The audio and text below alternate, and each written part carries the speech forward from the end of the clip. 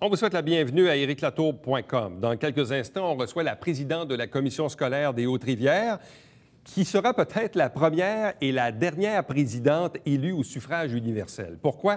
Parce que le gouvernement, le ministre de l'Éducation, François Blais, a déposé son projet de loi 86 qui devrait abolir, quelque part au printemps, la démocratie scolaire. Et Mme Bouchard, évidemment, dénonce cette situation. Mais d'abord, parlons de la chasse aux lutins qui va se tenir sur 2 samedis, samedi le 12 et le 19 décembre dans le Vieux-Saint-Jean à l'occasion du marché de Noël. Donc, la chasse aux lutins est ouverte et elle est de retour dans le Vieux-Saint-Jean.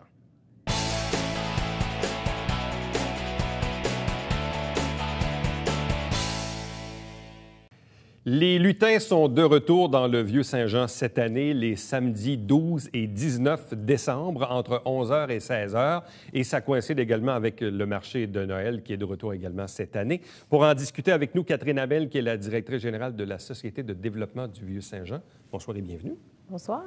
Les lutins sont tellement de retour qu'ils sont même parmi nous. Tout à fait. Je ne sais pas s'ils vont rester là pendant toute l'entrevue. C'est certain. C'est ce qu'on verra au montage, peut-être. Dis donc, Catherine, ça fait combien d'années qu'on fait la chasse aux lutins dans le centre-ville? C'est la 3e édition cette année. Bon. Si on prend, à titre d'exemple, les 2 dernières éditions, ça a été quoi à peu près la hauteur du succès de la participation des gens? C'est en progression. Donc, la première année qu'on a fait la chasse aux lutins, c'était nouveau les lutins. Il y avait l'engouement commençait. L'édition de l'an dernier, on a eu pratiquement le double de participants. Donc là, l'engouement était très présent. Cette année, on sent encore un intérêt. On a eu plusieurs appels à savoir est-ce qu'il va y avoir une chasse aux lutins cette année, ce qui a aidé à la décision de reproduire cette activité-là. Bon. Comment ça s'exécute? C'est-à-dire que, bon, ce sont les 2 samedis, 12 et 19, entre 11h et 16h, mais les gens qui veulent participer avec leurs enfants et tout ça, est-ce qu'ils doivent s'inscrire au préalable ou sinon, à quel endroit doivent-ils se présenter pour amorcer cette chasse aux lutins? Il y a 2 façons. Donc, les inscriptions ne sont pas nécessaires. La façon, c'est qu'on doit se procurer la carte de repérage. Cette carte-là, elle est disponible sur le site Internet de la Société de développement. Et l'autre option, c'est de venir directement au marché de Noël les 2 samedis, donc le 12 et le 19. Nous, sur place, on va avoir des cartes qu'on va remettre aux gens qui sont intéressés à participer. Bon, et ça ressemble à quoi, une carte de repérage? Une carte de repérage, c'est une carte où on a l'identification des commerces qui ont capturé des lutins. Donc, la capture de lutins a déjà commencé. On a eu une petite neige, donc les lutins sont arrivés. On a 32 commerçants dans le Vieux-Saint-Jean, 32 organisations qui ont capturé des lutins. Donc, ces commerces-là sont identifiés sur une carte et ensuite, les gens vont parcourir les rues du Vieux-Saint-Jean à la recherche des lutins qui ont été capturés. Bon, une fois que j'arrive dans un commerce qui est sur la carte de repérage et que je finis par localiser le dit lutin, il se passe quoi? L'intérêt est de se promener dans le Vieux-Saint-Jean. Il y a 2 options, soit que les lutins sont à l'intérieur des commerces, principalement pour les commerces qui sont ouverts ces journées-là, et sinon, on peut aussi repérer des lutins dans les vitrines. Donc, les gens repèrent les lutins. Certains commerces ont capturé plus qu'un lutin. Puis, en plus, on a des petites énigmes pour les endroits où les lutins ont été capturés. Puis là, les gens complètent la carte de repérage. Puis ensuite, en revenant au marché de Noël, ils nous laissent la carte avec les informations qu'ils ont repérées, puis ils deviennent éligibles là, à un concours, à un tirage, parce que les lutins ont confectionné des bas de Noël pour les enfants. OK. Et là, quand on a trouvé le lutin dans le commerce, dans le fond, c'est qu'on l'indique sur une carte. On ne repart pas avec le lutin. Non, le c'est lutin, il reste vraiment là. une activité de repérage parce que les lutins choisissent les endroits où ils veulent être capturés. Donc, il y en a plusieurs là, qui ont choisi un commerce puis qui tiennent à rester là jusqu'au 24 décembre. Donc, si j'arrive, exemple, je ne sais pas, moi, chez Chaussures Pierre-Roy, puis là, je dis oui, il y avait un lutin de caché dans une chaussure numéro 8, couleur rouge, dans la 3e rangée, c'est ça? Ça pourrait être ça. Dans certains commerces, on va simplement dire j'ai vu 3 lutins. Dans d'autres commerces, où étaient les lutins? Bien là, le lutin était sur la caisse, des choses comme ça. Bon, là, il y a 1 000 $ en prix. Oui. Donc, de la façon que ça fonctionne, c'est des prix de participation parce qu'on sait très bien que les chasseurs de lutins, il y en a de tous les âges. Donc, les plus jeunes vont faire parfois seulement une partie du trajet et puis ils vont compléter le formulaire, les parents, et ils sont éligibles à gagner. On a 3 gagnants, donc 3 enfants qui vont se mériter des bas de Noël. Et non seulement les enfants vont avoir quelque chose, mais les parents qui accompagnent ces enfants-là vont avoir des certificats cadeaux du Vieux-Saint-Jean. Donc, les commerces qui ont capturé des lutins nous ont offert des certificats cadeaux pour les participants. Bon, évidemment, c'est une belle activité pour la découverte du Vieux-Saint-Jean. C'est une belle activité aussi de plein air et de promenade avec les enfants aussi, parents-enfants, parce que, Oui. bon, c'est un peu l'engouement des lutins. Ça fait quelques années là, que ça roule. Je pense que ça a parti au Lac-Saint-Jean, je crois, Oui, de mémoire. c'est ça. Là, c'est quelqu'un qui avait démarré ça. Et là, c'est un peu la folie des lutins Qui se poursuit. qui se poursuit. En même temps, ça s'inscrit aussi dans le cadre des activités du marché de Noël Oui. qui se déroulent sur les deux mêmes fins de semaine. Donc, c'est pour ça un peu que le début de l'activité et la fin se déroulent au marché de Noël. Oui, bien tout à fait. C'est sûr que c'est toujours bien de combiner les choses qui se passent en même temps pour faire des activités qui vont être un petit peu plus complètes. Donc, la chasse aux lutins, c'est quelque chose d'intéressant. Quand on arrive au marché de Noël, bien, on a l'opportunité des fois de préparer une coupe de cadeaux de Noël, des choses comme ça, voir les artisans. Donc, ça bonifie les activités qu'on fait dans le centre-ville. Bon, il y a aussi quoi, des indices qui sont un peu fournis aux gens pour les aider? De la façon que ça fonctionne, c'est vraiment une carte de repérage. Mais une fois qu'on a fait le repère des lutins, donc à la fin du trajet, ça peut être aussi avant, au marché public, il y a le quartier général des lutins qui a été établi. Donc, le quartier général, c'est l'endroit où nos lutins se rencontrent pour planifier les mauvais coups. Donc, ceux qui ne se font pas capturer se réunissent à cet endroit-là. Et puis, c'est un endroit qui va être ouvert au public ces 2 week-ends-là. Donc, pendant la chasse et les autres journées du week-end, pendant le marché de Noël. Pendant le marché de Noël. Il n'y a pas un cocktail aussi, quelque chose comme ça? Oui, il va y avoir cette année, on a aussi joint le cocktail polaire des organismes économiques. Donc, ça va avoir lieu le vendredi soir pour l'ouverture du marché de Noël. Donc, c'est un 5 à 7 formule. C'est à l'extérieur, on met nos tucs, nos mitaines, puis on vient prendre un petit drink chaud. Bon. Est-ce que vous les avez baptisés, ces 2 lutins? Oui, ces 2 lutins-là ont des noms. Oui. Donc, ici, on a Rascal, et là, on a Jingle. OK. Donc, c'est nos deux lutins tannants. Les plus grands sont toujours un petit peu plus calmes, mais les plus petits sont un petit peu plus vigoureux. Ils sont plus vigoureux et plus volatiles. Oui. Et là, cette année, quelle est... parce que je sais qu'il y a beaucoup d'engouement à l'égard du marché de Noël. L'activité grossit, il y a plus de programmation, plus d'activités. Bon, les lutins, est-ce que vous vous êtes fixé un objectif sur la participation pour cette année? Pour la chasse aux lutins, c'est sûr que on veut toujours en avoir plus que les années passées parce que, veut pas, les gens des éditions précédentes, plusieurs reviennent, puis on a toujours des nouveaux. Cette année, on a fait beaucoup d'activités sur les réseaux sociaux, donc on a déjà capturé une couple de mauvais tours qui se sont passés dans le centre-ville, dans certains commerces. Donc, pour les participations, on aimerait là, avoir aux alentours de 400 familles, on serait très satisfait. 400 familles, c'est quand même beaucoup. Oui. Et ça amène du monde dans le Vieux, ça amène du monde au marché de Noël également. Tout à fait. C'est une belle activité. Donc, on le répète, les samedis 12 et 19 décembre, ça démarre à 11 h le matin au marché public, au marché de Noël, en fait, qui est à la place du marché, pour obtenir la carte de repérage. Et là, après ça, donc, comme disait Catherine, 32 sites, 32 commerces là, qui participent. Et dans le fond, ça peut prendre combien de temps faire le circuit au complet? Si on fait le circuit au complet, je vous dirais 1h30. Ça peut être 2 heures aussi. Ça dépend toujours à quelle vitesse on marche. Il y a des commerces participants des 2 côtés de la rive. Fait que si on marche le pont à pied ou si on prend la voiture, c'est sûr que le trajet peut être un petit peu différent.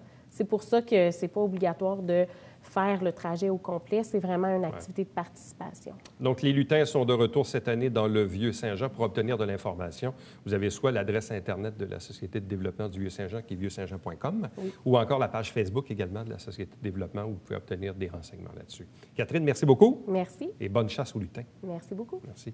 Restez avec nous, puisqu'au retour, on reçoit la présidente de la Commission scolaire des Hautes-Rivières, André Bouchard.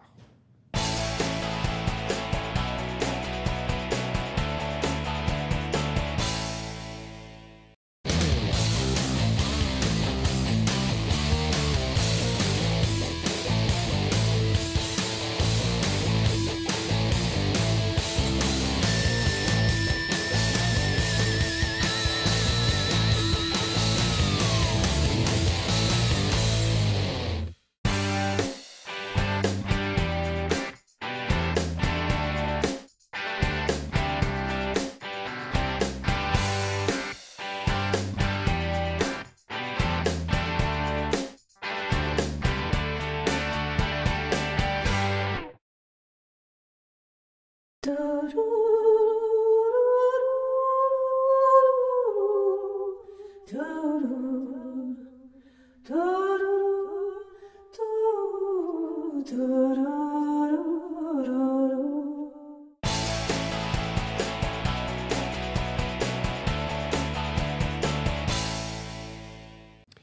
chose est claire, le système actuel des commissions scolaires, c'est un peu le mal-aimé auprès des gouvernements ou des partis politiques en général, parce qu'à chaque élection, ça fait partie d'un enjeu. L'actuel gouvernement libéral, au début, parlait d'abolition des commissions scolaires pour finalement ne pas les abolir. Ensuite, on a voulu peut-être jouer dans les territoires, mais finalement, on ne jouera pas trop dans les territoires, pour finalement arriver vers le projet de loi 86 du nouveau ministre François Blais, où on parle plutôt ici d'abolition des élections scolaires, mais d'une refonte un peu de l'organisation. Bref, tout ça est un peu compliqué. Quel est l'impact ici même chez nous au sein de la Commission scolaire des Hautes-Rivières? On en discute avec la première ou peut-être même la dernière présidente élue au suffrage universel, André Bouchard. Bonsoir. Bonsoir, Donc, vous allez faire l'histoire. Absolument. Comme étant la première et la dernière présidente élue au suffrage universel. Oui, élue depuis à peine un an, un peu plus d'un an. Bon, et il se passe quoi avec les commissions scolaires? Il se passe quoi? Qu'est-ce qui fait qu'on en arrive à ce projet de loi 86? Bien, moi, je pense qu'on n'a jamais vraiment valorisé les élections scolaires. J'ai fait campagne l'année dernière et j'étais encore obligée d'expliquer aux gens. Il y avait des gens, parce qu'il n'y avait pas d'enfants dans les écoles, ils pensaient qu'il n'y avait pas droit de vote. Parce qu'ils n'étaient pas propriétaires, ils pensaient qu'il n'y avait pas droit de vote. Alors moi, je pense qu'il y a vraiment une question de pédagogie sur les élections scolaires qui n'a jamais été faite. Puis d'ailleurs, en 2005, il y avait eu un avis du Conseil supérieur de l'éducation qui recommandait au gouvernement à ce moment-là de revaloriser les élections scolaires parce que c'est un niveau de démocratie et d'envisager de faire des élections scolaires municipales ensemble. Bon, en même temps, il y a différents gouvernements qui avaient déjà aussi jonglé à l'époque avec l'idée de jumeler les élections scolaires avec les élections municipales. Tant qu'à déplacer un électeur pour un vote, bien, aussi bien voter pour les deux paliers. À l'époque, il y avait une résistance de la part du regroupement des municipalités. Ça ne s'est pas fait. Par la suite, il y a eu des changements de gouvernement, si bien qu'on a étiré votre mandat, qui était de 4 ans, mais de 5, puis de 6, puis de 7 ans. Ouais. Donc, vous avez eu un mandat de 7 ans. Et puis là, finalement, à la dernière élection scolaire, la présidence était maintenant au suffrage universel. Oui. Donc ça, c'était un nouveau système. Mais finalement, ça n'aura pas duré longtemps. Bien, dès l'annonce des élections, ça devait être des élections, puis le gouvernement a fait en sorte que c'est devenu un référendum. Dans le sens où est-ce que si les gens, s'il n'y a pas suffisamment de taux, si le taux de participation n'est pas suffisamment élevé, il n'y en aura plus d'élections scolaires. C'était le message de l'ancien ministre, le Dr Bolduc, oui. qui disait au monde, bien, grosso modo, si vous n'allez pas voter, bien, on va comprendre le message, puis finalement, on va enlever ça. Puis le jour même des élections, je me souviens comme si c'était hier, M. Couillard était en Islande et le soir même des élections, notre sort était réglé. Bon.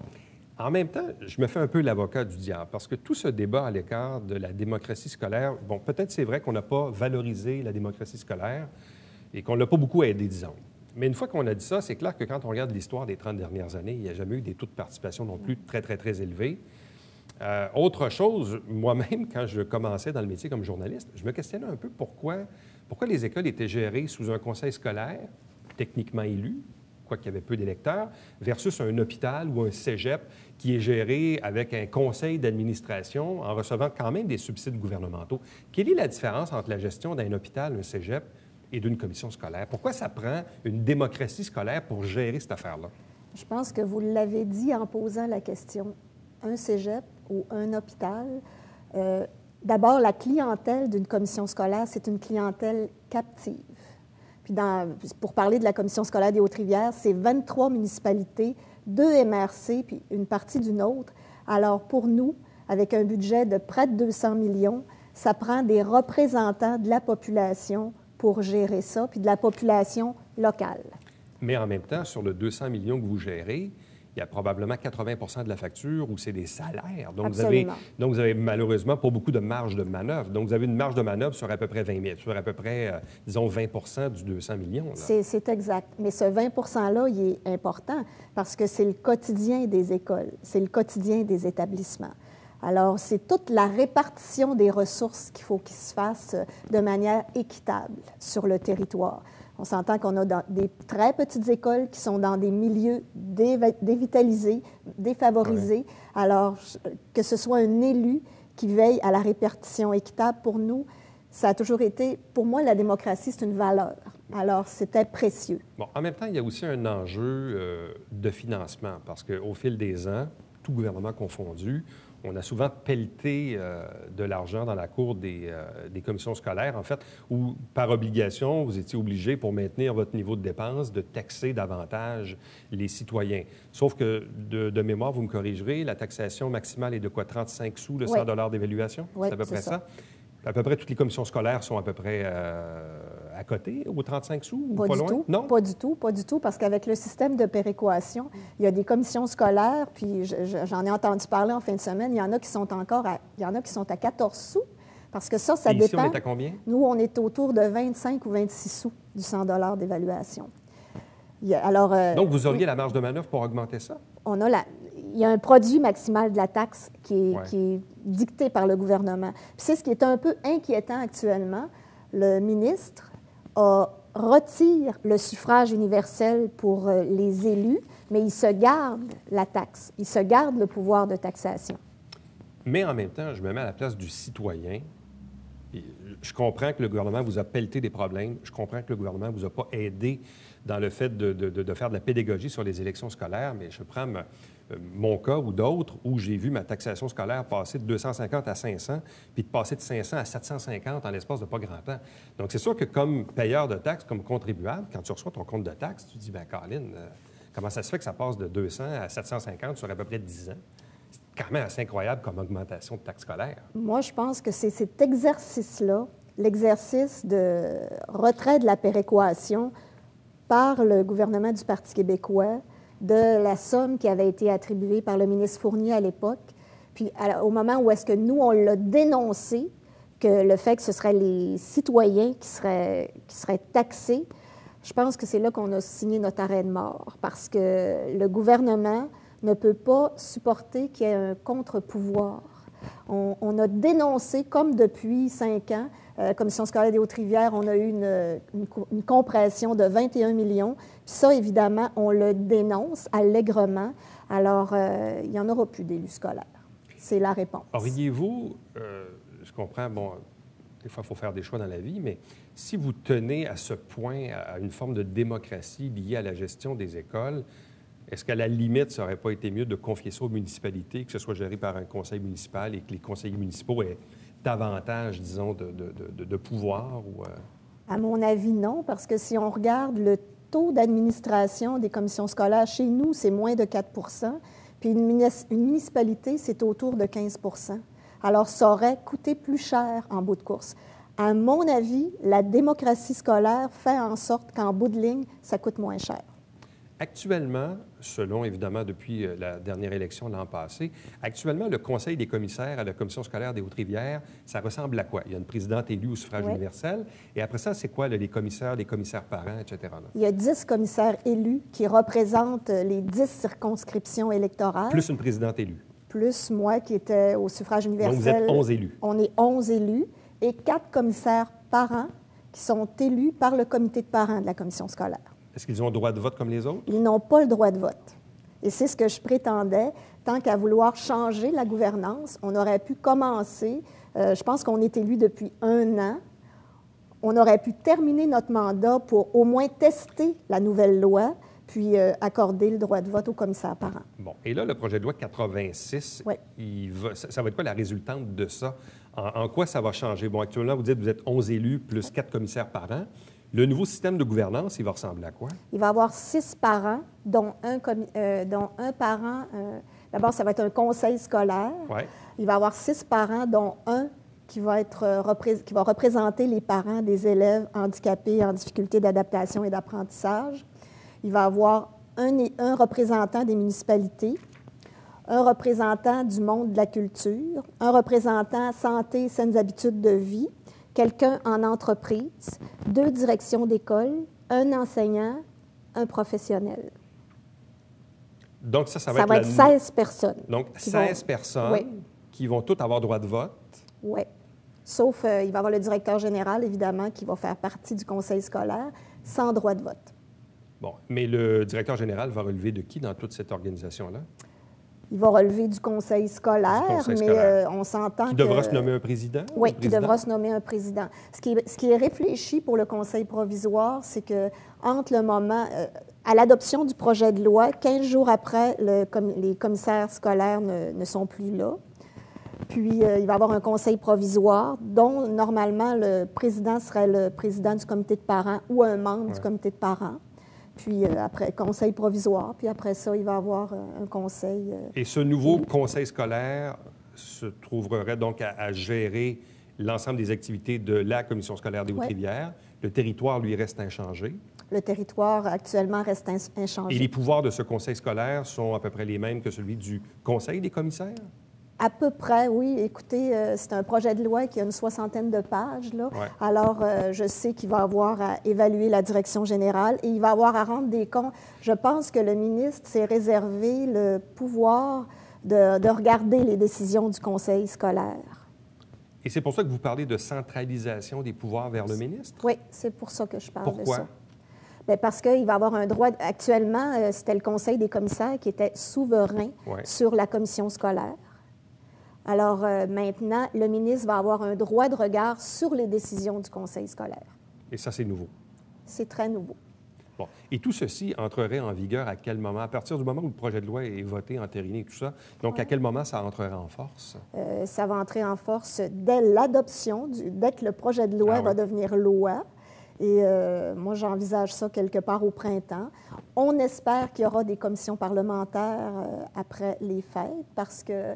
Évidemment, il y a des gens qui sont en train d'écrire des mémoires sur le sujet. Mais est-ce que toutes les commissions scolaires au Québec auront exactement le même modèle de gouvernance ou s'il n'y aura pas une différence auprès de certaines commissions scolaires anglophones? On a tous le même modèle de gouvernance. Ce qui est particulier, c'est qu'il va pouvoir avoir des élections dans certaines commissions scolaires. Même la nôtre, ça pourrait être ça. Il pourrait avoir des postes élus. Si 15 des parents souhaitent qu'il y ait des conseillers élus. Si on fait ça comment? On signe un registre, quoi? Secrétaire général. Bien, moi, je pense que c'est beaucoup de boulot pour comme le une secrétaire pétition, général. quoi. Je vais sur la rue Notre-Dame, je signe la pétition comme quoi que moi, je veux des élections scolaires. Écoutez, c'était la première fois, dans le projet de loi, c'est la première fois, à ma connaissance, que le ministre a commencé à parler d'un vote qui pourrait être électronique. Ce qu'on demande depuis quelques années, là, je pense qu'on aurait pu en arriver là avant. Alors, mais on comprend que l'actuel Conseil des commissaires vit ces derniers moments, là. Oui. Je pense que ça prendrait tout un virement parce que l'intention du ministre et l'intention du premier ministre sont claires. Puis moi, en quelque part, je pense qu'il y a toute une gradation aussi. C'est comme, moi, je ressens ça, c'est comme si le gouvernement réalisait une promesse électorale de la CAQ. Mais en partie, par exemple. En partie, effectivement. Mais au final... Que la commission scolaire soit gérée par 16 personnes qui représentent la collectivité ou 16 personnes qui sont élues ou élues par acclamation parce qu'il y a peu de gens qui s'intéressent aux élections, au final, pour le parent, c'est quoi la différence? Bien, la différence, à mon avis, c'est le fait que les gens qui étaient élus représentaient leur milieu. Alors que là, ça va émaner du comité de parents. Est-ce que tous les milieux seront représentés? Je ne le sais pas. Puis il y a même un aspect du projet de loi qui dit que les personnes qui vont représenter les secteurs socio-économiques, culturels et tout ça, c'est même pas obligatoire qu'ils demeurent sur le territoire de la commission scolaire. Alors, à mon avis, c'est inquiétant. C'est pour la représentation de tous les milieux. Quand on dit un élu municipal, on a 23 municipalités, 2 directions d'école, on a primaire, secondaire, formation professionnelle, un enseignant, on a presque 1900 enseignants. C'est ces gens-là qui vont faire un conseil scolaire qui, à mon avis, avec le temps, va faire le travail. Mais c'est tout un espace-temps où ces gens-là vont avoir besoin de formation, d'accompagnement. Alors, parce que j'ai toute confiance qu'ils vont le faire, le travail, à leur façon. Maintenant, à la place de rendre des comptes à la population, ils vont rendre des comptes au ministre. Deux dernières questions rapidement concernant l'enjeu de la semaine de relâche, parce qu'on sait qu'on est la seule commission scolaire au Québec où il n'y aura pas de semaine de relâche au mois de mars. Là, vous êtes en train de travailler sur le calendrier de l'autre année scolaire. Oui. Où en êtes-vous avec les négociations avec le syndicat là-dessus? Bien, nous, d'abord, on a préparé un projet de calendrier scolaire, évidemment, comme l'année passée, qui a une semaine de relâche, mais il faut obtenir l'autorisation du syndicat de l'enseignement du Haut-Richelieu pour envoyer le calendrier en consultation. Et jusqu'à présent? Et jusqu'à présent, il faut obtenir l'autorisation du syndicat. Et ils ont jusqu'à quand pour se manifester? Écoutez, il n'y a pas de date limite, là. Nous, c'est sûr qu'on voulait démarrer la consultation du calendrier scolaire le plus tôt possible. Mais actuellement, on n'est pas là. Bien, il faut dire aussi que c'est les négociations nationales. Alors, je pense que les gens du syndicat sont très occupés. Bon, dernière question. J'ai reçu, moi, des gens du comité là, pour avoir une école alternative. On sait qu'il en existe, quoi, je ne sais pas, une 30 ou une quarantaine au Québec. Ici, nous, on n'en a pas sur le territoire de la commission scolaire des Hautes-Rivières. Où en est-on dans ce dossier-là et cette demande des parents? Je pense que c'est encore une demande qui émane d'un comité.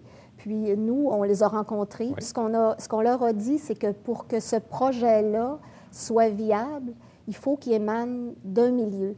Parce qu'actuellement, comme le projet est bâti avec des élèves et des parents de toute provenance, on n'a pas d'espace disponible. Puis on n'a pas non plus le budget pour avoir une demande d'espace pour une école alternative. Il faut vraiment que ça émane d'un projet éducatif d'une école. Il faut que ça émane d'un projet éducatif d'une école. Oui. Et c'est comme ça que vous pourriez le faire passer? Oui. Est-ce que c'est comme ça que les autres projets d'écoles alternatives sont nés au Québec? Parce que moi, souvent, la question que je me pose, je me dis, si ça se fait ailleurs, pourquoi qu'on n'en a pas, nous, chez nous? Il y en a plusieurs modèles. Il y en a plusieurs modèles. Mais il faut quand même... On ne peut pas vider une école. On sait que nos écoles sont pleines, là. On ne peut pas vider une école des enfants du quartier pour bâtir un projet d'école alternative. On ne peut pas faire ça. André Bouchard, merci beaucoup. Ça me fait plaisir, M. Joyeux temps des fêtes quand même. Il sera beau. Profitez de vos derniers mois comme présidente élue. Absolument. Je vais en profiter jusqu'à la dernière minute. Merci. Restez avec nous au retour, le Babillard quotidien.